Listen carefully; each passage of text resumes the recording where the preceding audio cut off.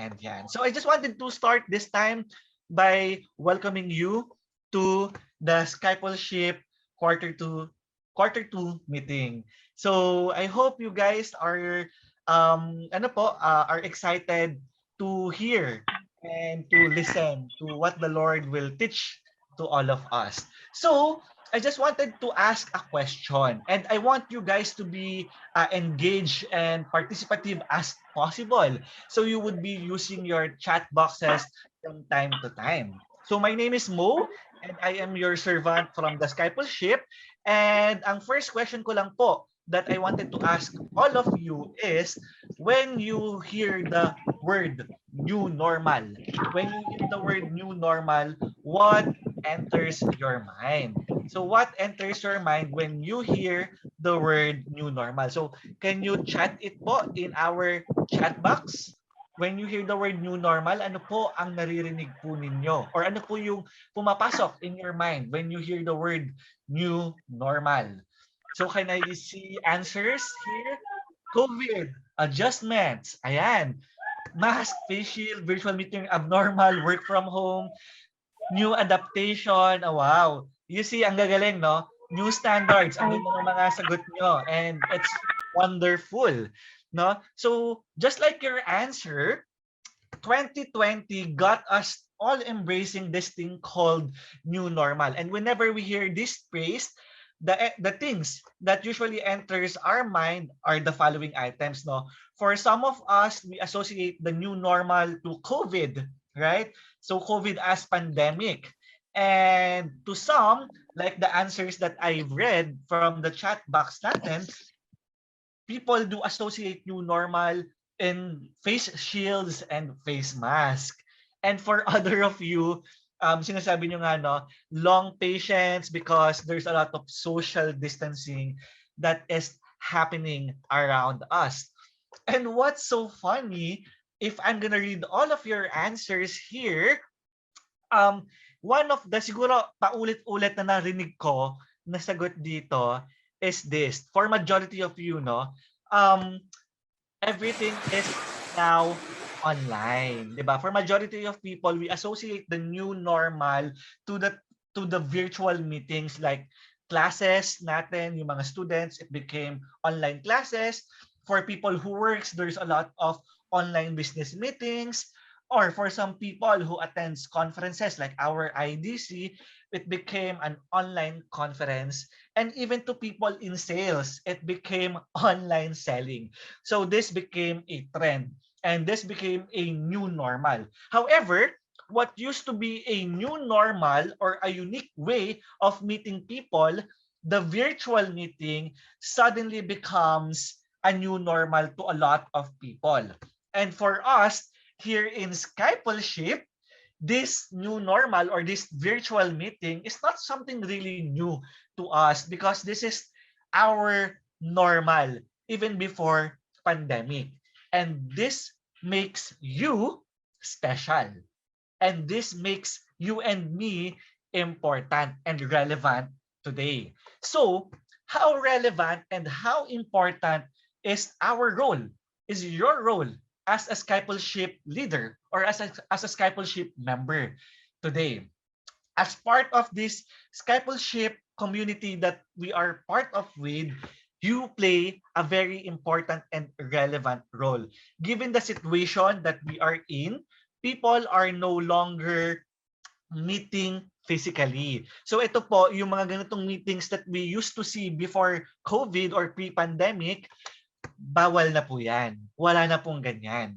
Another thing why we are strategic is because there's a lot of geographical barriers nowadays because a lot of the government imposes lockdowns, strict measures on our health guidelines. So hindi na po tayo makaka-travel from places to places. And even our Sunday services, 'di ba? Mass gatherings are restricted. So, bakit ito naging importante to our role? Simply because, guys, yung mga things that we used to do physically suddenly shifted to online gatherings. Like here in CCF, 'di ba? we really do now shifted to our online Sunday services.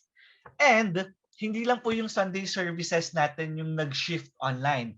Even what used to be a physical D group every Sunday in CCF, if we would really look at it, there's a lot of you meeting people physically after Sunday services has now shifted to online D groups. So ngayon po is people are now shifting to online small groups. 'Di ba? And what is so amazing about this is this online D group is very something that is common to you and to me. Tama po? Right? So since this is something that is common to you and me, we are now in a very strategic position. Why? Why are we in a strategic position? We are in a strategic position because there is no physical meeting anymore. And this is not going to go away, and the restriction may ease down, but people would always prefer not to meet physically anymore because of the convenience that a virtual meeting does. Another reason why we are in a very strategic position is because people are really using the virtual way of making disciples. And what's good about this is ito po ang format ng Skypleship for the last 10 years. We have been conducting virtual meetings online, and this is something that we are really very knowledgeable about. And I can say that you is an expert, and this is a leverage that you have from the other CCFers or other follower of Christ who is not used to leading people online. All right? And lastly, why we are in a very strategic position is because we can contribute. Okay? We can contribute to the attainment of CCF's mission and vision.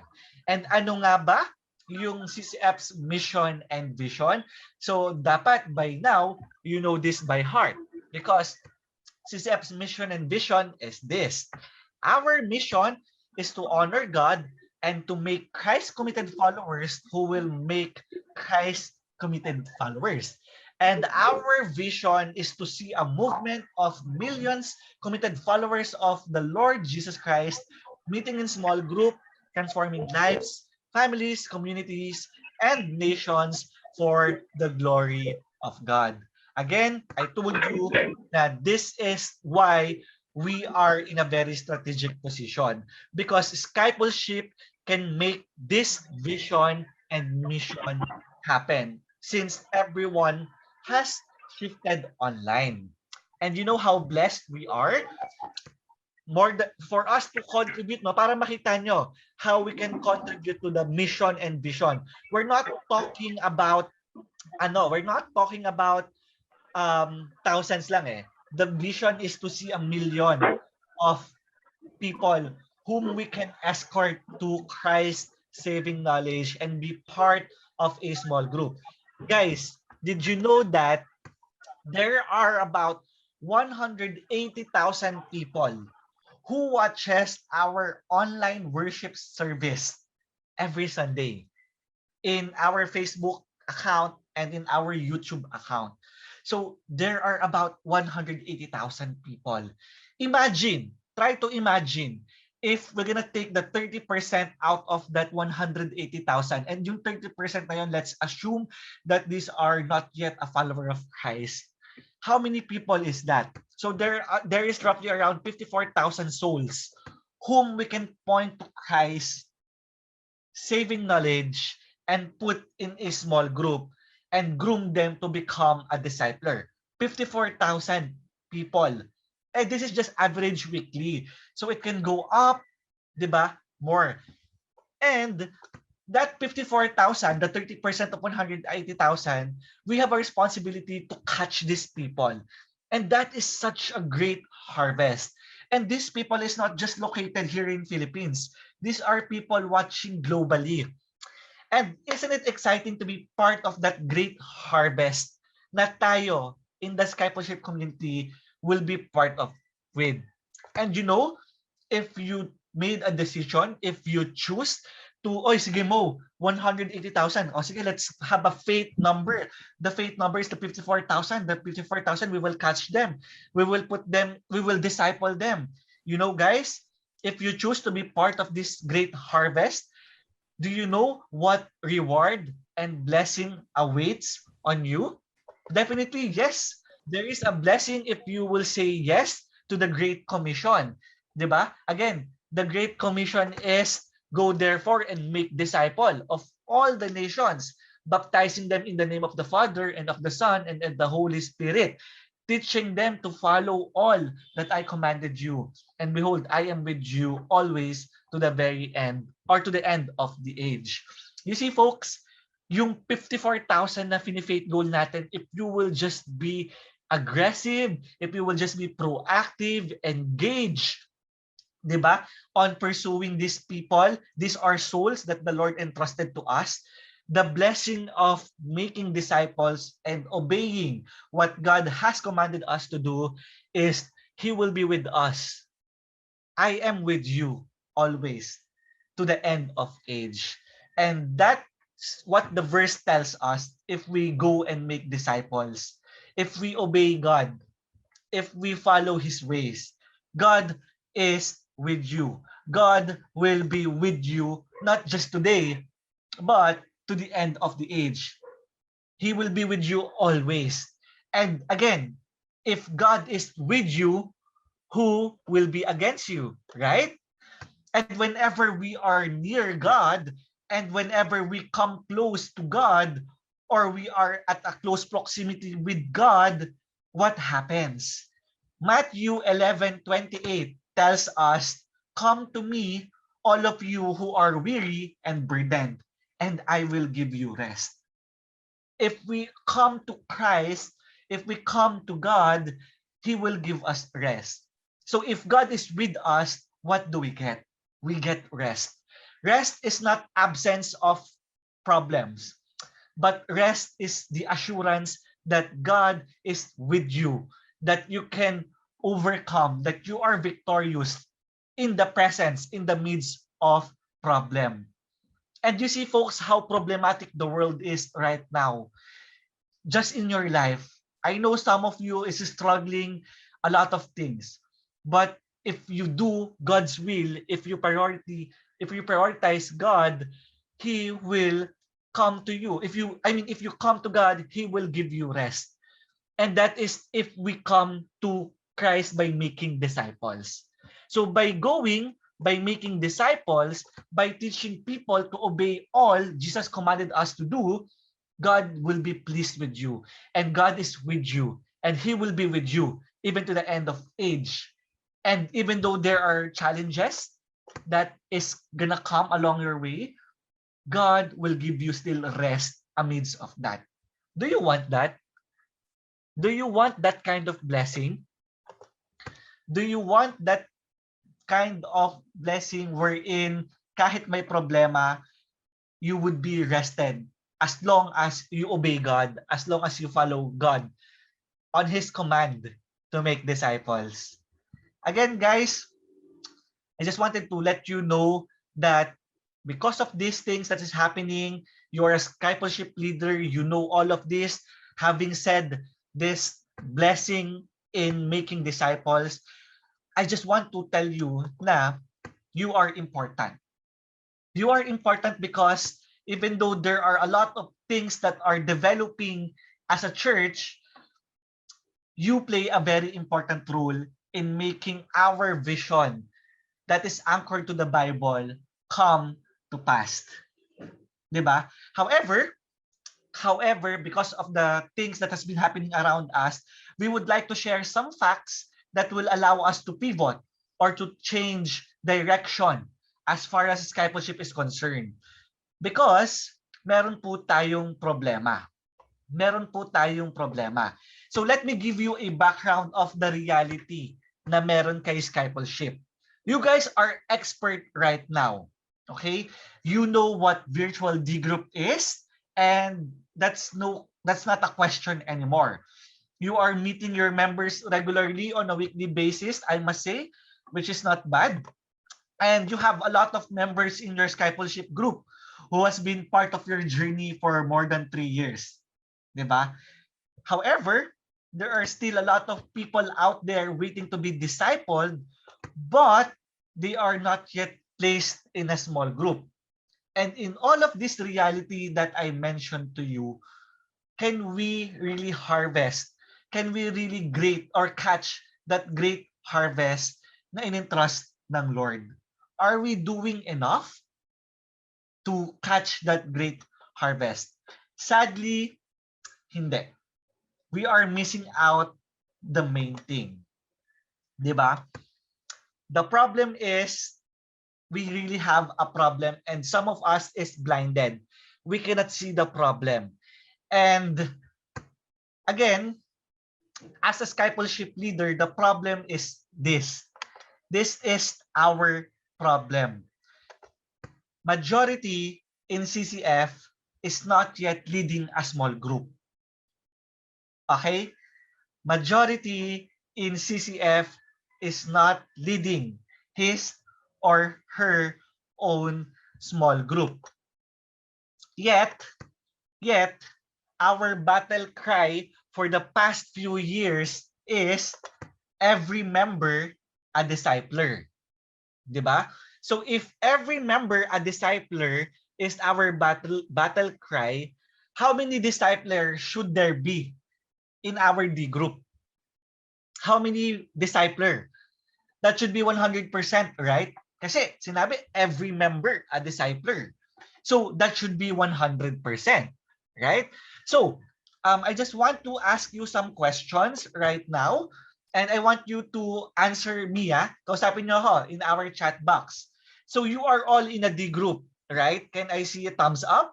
If you are in a D group right now, all of you, I must say, is part of a small group, right?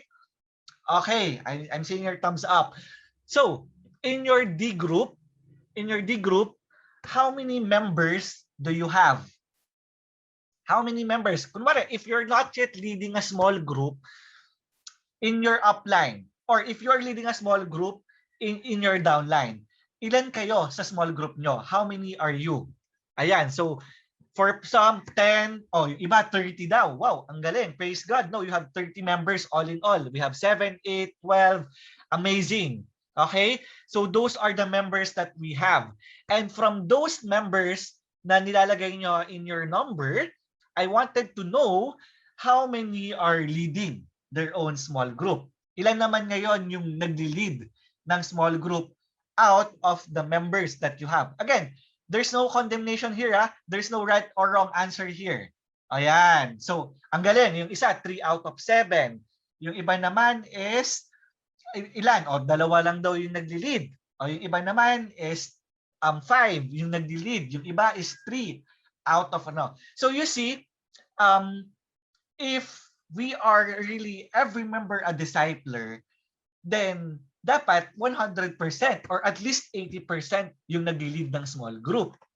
However, on the answers that we are sharing, majority is not yet leading their small group but still a member. Sige, no, that's the figures that we have in our group. So, in Skypleship, wag na tayong lumayo, guys. Let's check the data that we have here in Skypleship. So, in Skypleship alone, according to the March 2021's report from our small groups, we have a total population of 3,642. And out of the 3,642, only 791 are leading their own small group. And that gives us 2,851 na total population naman ng members natin. Okay? This means only 22% are making disciples and leading a small group, while the majority of our Skypleship population is not yet leading. Meaning to say, only 2 out of 10 are making disciples. Okay? And kung meron tayong 180,000 na online viewers, How can we capture that if majority is not leading a small group? So I hope you see the problem here. No? Again, hindi masama, hindi mali yung ginagawa natin na nagbilid tayo ng small groups. However, we need to produce more. We need to produce more disciplers who will help us to become a forerunner in getting the great harvest that the Lord is now pouring in our church. Again, guys, you can't manage what you don't measure. What gets measured gets done. And with the help of God, through the wisdom that He has bestowed upon our leaders in the International Church Planting Department, we were able to do or to come up with something na God allowed us to use to measure, okay? To measure our performance in our discipleship journey. So we call this the IMAD rate, or the every member a discipler rate. But before we dive into the every member a discipler rate, I just wanted to introduce to you the every member a discipler percentage. Okay? Because this is something new to us. Our dear Pastor Danny and Pastor Mel will let you know about this more later. But I just want us to understand what is this percentage all about. So yung IMAD percentage ng Skypleship is 22%. Okay? That is our IMAD rate because 22% out of the 100% are those people who are only leading their own small group. So ngayon, I want you guys, sinabi niyo yung mga numbers nyo kanina, I want you guys to get your IMAD percentage as well. So how do we get your IMAD percentage? So to get your IMAD percentage, you have to get the total number of your leaders over the total number of members. So you just do it. Check nyo lang yung D group nyo. Alright? On your own D group. If you're not yet leading your own D group, it's okay. You don't have to compute yours. But if you're a leader, try to compute your IMAD percentage. Okay? So example, you have 10 members in your group and 5 of them are leading. So that is 5 out divided by 10. So 50%. Ibig sabihin yung IMAD percentage mo. So let's try it. Let's do an activity. Can you chat in your IMAD percentage in our chat box so that we can see what is your percentage? O yan, we have 43, we have 50%, we have 40%, we have 42% from people, 2 out of 7, 3 out of 10, so that's 30%, 25%. All right. So you see, di ba? Nakikita nyo ngayon kung ano yung percentage natin as a Skypleship leader. And if the battle cry of the church is every member a discipler, we need to get at least majority. Sige, huwag na natin gawing 100% Moses. Let's say at least 80%. Let's target that to make these members. Di ba? And as a leader, you have a role to play. That's why we are here. We will empower you so that we can help you bring that percentage number to a higher number. Gagawin natin yan at least mas malaki. Guys, that's just the percentage. Now, mas sasakit yung puso nyo kapag yung IMAD rate na yung ginamit natin formula. Right? And it's okay to see that reality. Because if we will not realize na, ay, may problema nga, we will not act. We will not do something. Okay? So again, we're here to help you out, improve that number. Again, na-compute na natin yung percentage nyo. So what do we need? What do we need given that we have identified na shocks, oo nga, mababa yung IMAD rate ko or yung IMAD percentage ko, mababa. What do we need to do right now? What do we need to do is we need a reboot. Yes, we can achieve every member a discipler, but we need a reboot. Skypleship needs to reposition itself because Skypleship is very much strategic today. And if we want to get the benefit of that position of being strategic, we need to recalibrate. It is obvious that there is so much truth about making discipleships or making disciples that our members and us should realize so that we can become effective and intentional. And we will share with you what we are missing or not seeing as a Christian leaders to put an end to the cycle of blind leading the blind.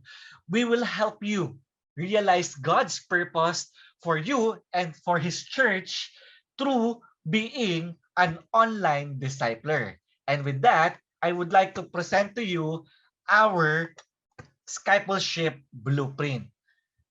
Through Skypleship, we can help CCF realize that every member a discipler, 100% members being a discipler is possible.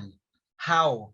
By increasing the numbers of the disciple makers that you have who will lead small groups and family groups. So like for those people na may 30%, 25%, 40%, we will try to increase that to 70% to 80%.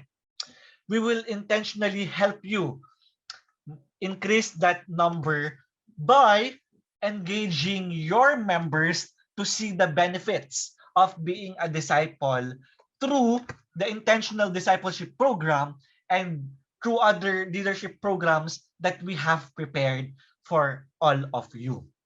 So ang tanong ko sa inyo right now, game ba kayo to bring that number, to increase that number so that we can be part of the great harvest? Are you good? Gusto nyo ba itaas yung numero nyo? And maging part tayo on the greatest contribution that we can give to the Lord by being obedient to really helping our members to become a discipler. Up ba kayo for that challenge? Yes. Thank you, Brother Mark, for saying yes. How about si Mark lang ba? Si Mark. Ayan, si Abby. Yes, game na game. All right. Sige, let's continue then. So this is how the Lord will use Skypleship. How the Lord will use you, your members, to be the forerunners of this wonderful tool. Okay? Why Skypleship? Because Skypleship will help us obey God's great commission by making disciples online. Because again, through Skypleship, we can disciple people wherever they are at. All right? These are people who are they have not yet committed their lives to Jesus Christ, or these are people residing in places where there is no CCF movement yet, or people who are challenged by distance and time. Again, this is what Skypleship is all about. And we want Skypleship to be one of the strategy that the church would use to realize that making disciples of all nations is possible. Discipleship will be a key vehicle to realize that every member, a discipler, is achievable. And eventually, discipleship will help our members to become a discipler. We will develop our members. They are not just forever members, but we will help them to become a discipler, a leader who will disciple their families and other people, just like you, what you are doing right now. That's why discipleship is the vehicle, is the tool that we will use to achieve this. And again, this is our game plan. Tatlo lang po ang tatandaan yung salita to achieve this. All right? Our game plan is known as discover, develop, and deploy. This will be our game plan to help you achieve increasing the number of your members, bringing it to the real every member a discipler, which is majority. At least sumampaman po tayo ng 60% or 70%. Right? So this is our game plan. First is discover. So as part of the Skypleship community, we need to discover the following. We need to discover the people who will help us do the job. And in this case, you are the people who said yes to this. Because we need to know that there's a problem. And the problem is majority of our members are not yet leading. And we need to see the mission and the vision of the church, which I already mentioned to you. And the blessing of that, I just spoke of one blessing, that you will find rest whenever you obey God. And there's a lot of blessing that entails in making disciples. All right? And this is our first step, okay? To discover.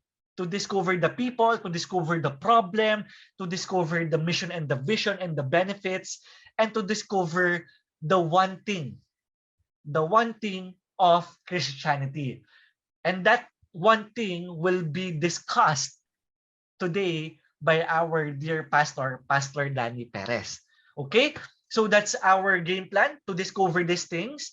And once we've discovered these things, we will now develop.